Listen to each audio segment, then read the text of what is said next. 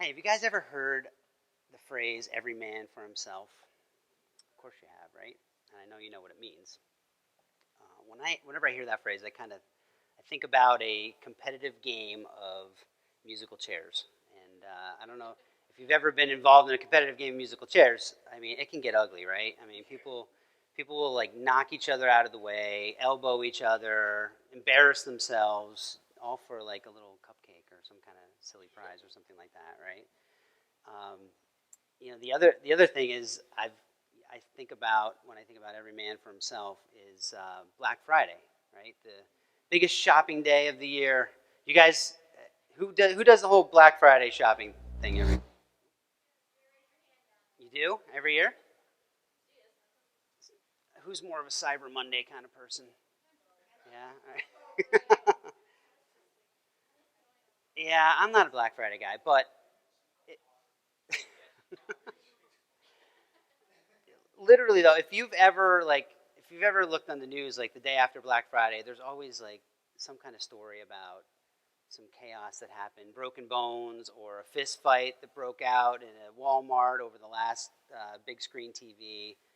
And I mean, if you've ever seen anything like that unfold, it can be pretty crazy. And so I searched the internet for a crazy Black Friday video so that you guys can check this out. But I just want you to know this happened in England. This would never happen in like the United States or anything like that. I mean, we're a little more civilized, I believe. Check it out.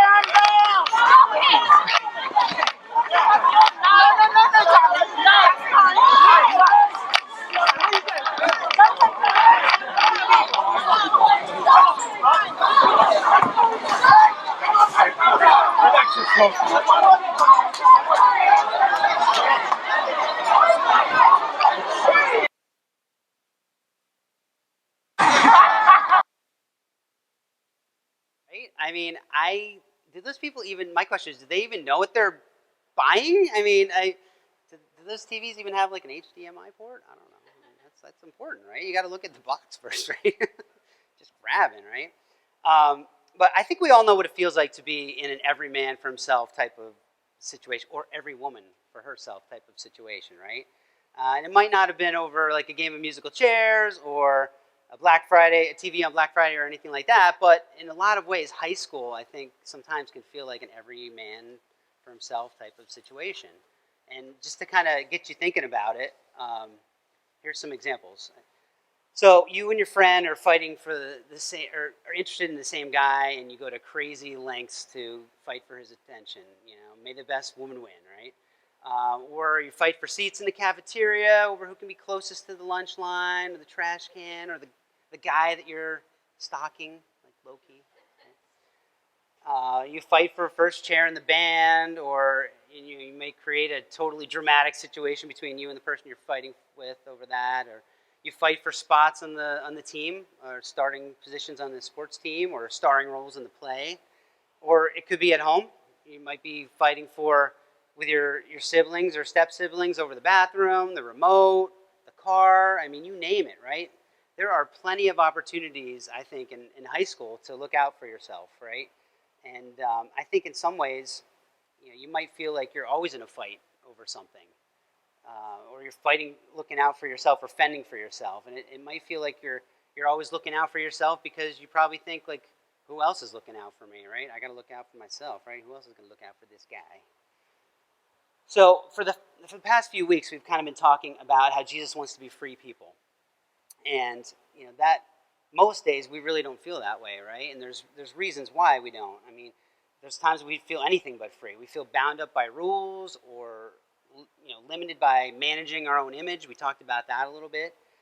We also talked about sometimes how our own actions can limit us. And the question is, how are we supposed to feel when we're always in a fight for ourselves, for our place in line, for our place at school, for our place at home, on the team, you name it. And are we really free people if we're constantly having to watch out for ourselves and look out for ourselves? And are we really free if we're always trying to keep tabs on how everyone else is doing and how we measure up and where we rank? And let me tell you, I mean, that's not freedom, but it doesn't change when you get older either. And I can think back to my days in dental school when it was amazing. Like, the people around me in my class, I mean, everyone was so cutthroat. They would cut your throat to get a better grade than you. And there were times I can remember running up like 6 flights of stairs because everyone was like so excited about what grade they got on a certain exam because it was posted outside the door. Does that ever happen to you, Anna? Like all the time, right? So, it feels like, sometimes it feels like we're being controlled and we're out of control at the same time, our lives, right? And, it can even feel like our lives are small or cramped, and we're constantly trying to keep our place in line, keep other people from walking all over us, which they'll do in a heartbeat, right? And that definitely doesn't feel like freedom. So, and we talked a little bit over the past few weeks about a certain book of the Bible, which actually really isn't a book at all. It was a letter written by the Apostle Paul to the Galatian church. And Paul wrote all of his letters under very specific circumstances, right? He didn't write these letters just because he wanted to have some pen pals, right? There was always a specific reason why he wrote a certain book of the Bible. And for the church in Galatia, the reason why he was writing, he was very passionate about the reason why he was writing. And he had taught them about the gospel. And the gospel is basically a fancy word for saying good news. The good news about what Jesus has done for us on the cross. And so he helped start this church based on how Jesus had made the relationship between them and God right. But then what happened was there was a group of teachers that came around, and they were basically telling these new Christians that there was more to it than what Paul had said, and that they had to follow certain rules or certain laws from the Jewish law in the Old Testament in order for them to be considered true followers of Jesus. And so he was pretty angry, pretty upset. We talked about this in week 1 a little bit, because he knew that Jesus wanted us to be free, right? He wanted our Christian walk, our lives to be free. And he didn't want these new Christians to have to be controlled by a set of rules and bogged down by a set of rules. And so, like, the whole entire letter of Galatians, it's written with this disagreement in mind, all right? And because Paul knew that when you let yourself begin to think that you need to work for God's love and for God's approval and for God's grace, you start to see people a little differently, right? Instead of seeing other people as others that have received the same grace as you, you start to see other people as competitors who are working for the same thing that you are. And before long, you start to act like every man for himself. You start to act in that manner towards other people. And just listen to what Paul has to say about this. He says, "For you have been called to live in freedom, my brothers and sisters, but don't use your freedom to satisfy your sinful nature. Instead, use your freedom to do whatever the heck you want that makes you happy." No, he didn't say that, actually, right? He says, use your freedom to serve one another in love. And in other words, what he's saying is your freedom really isn't about you. Your freedom is connected to other people, intimately connected to other people. And he drives this point home again and again in the book of Galatians, and he's determined to make sure that the Galatians don't forget it, because he also knows that we all have a tendency to take our freedom for granted at times, right? And to abuse it.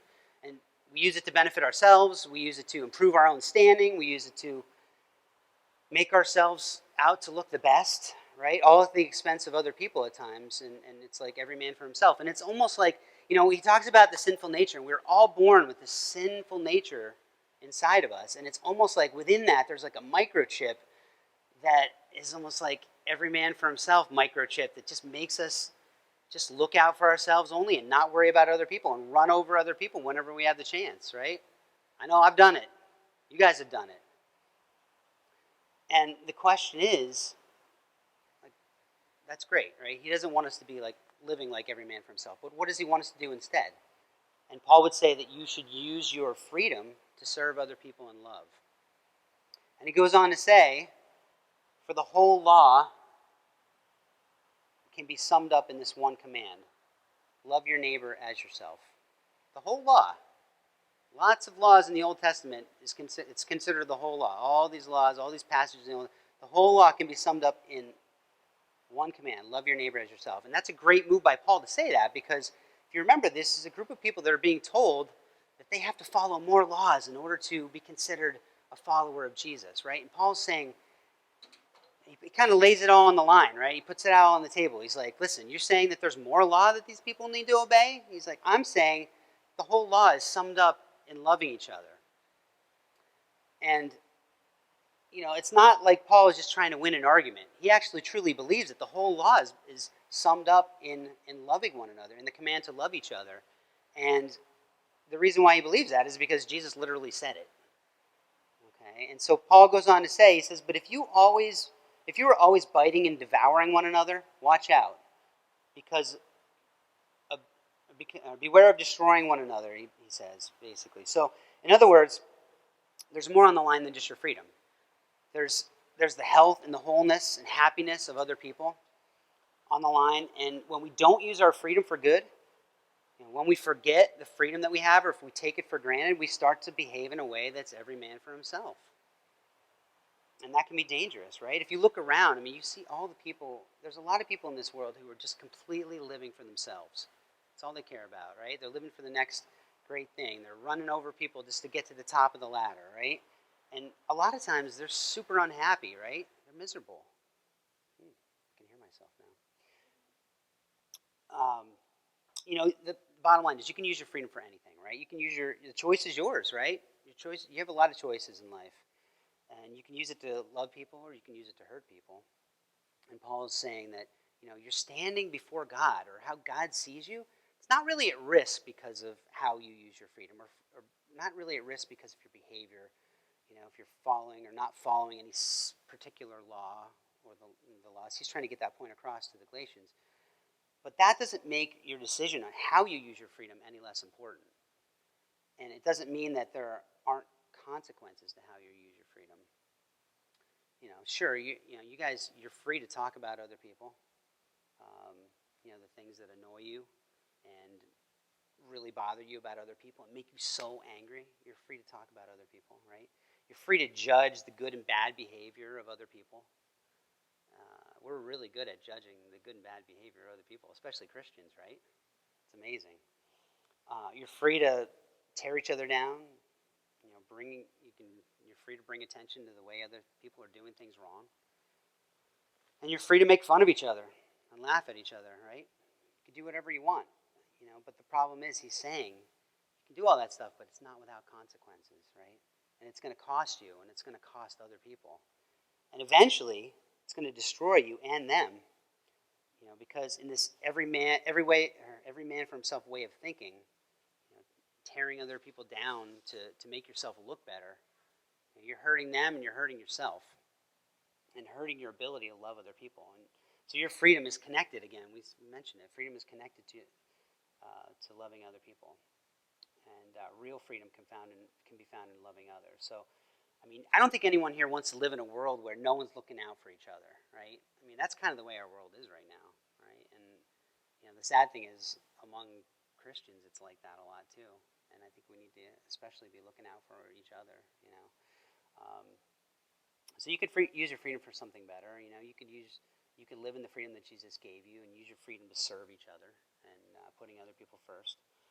So if my freedom is connected to putting other people first, instead of fending for myself, which we always tend to do, how can I fend for someone else is the question.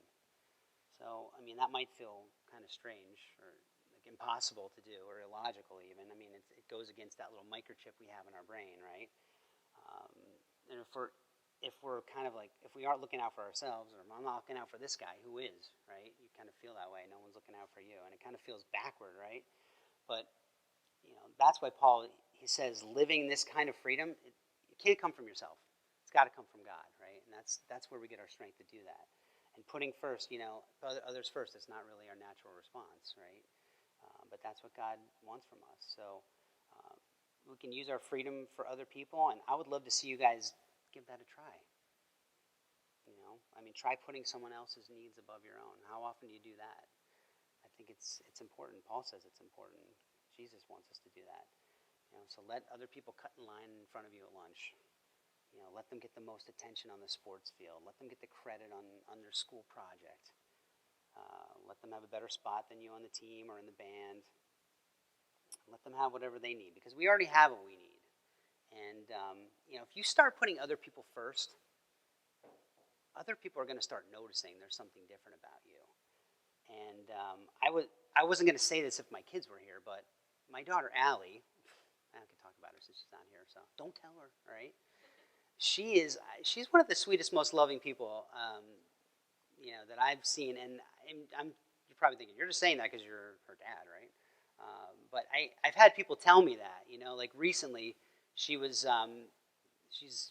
probably be embarrassed if I said that she plays on the golf team at Lehman. So she was at practice, and another mom picked her up, and she sent a message to Karen and myself, and she's like, your daughter is the sweetest, most considerate person I have ever met. And I was just thinking to myself, that is really cool. I'd rather hear that about my daughter than that she's some amazing golfer, or she gets like straight A's or whatever, because those are the things in life that matter. And that gives you a chance to talk to other people about Jesus. People are going to be wondering, why is that person so sweet? Why do they not trample on other people? Why do they not put other people down or talk about other people? And so that, I just wanted to share that, because to me, I thought that was really cool as a parent to hear that about my own kids. So my other kids, forget about it. There's no hope for them. I'm just kidding. But the whole point in what I'm trying to say today is that free people, if you're truly free in Christ, you put other people first.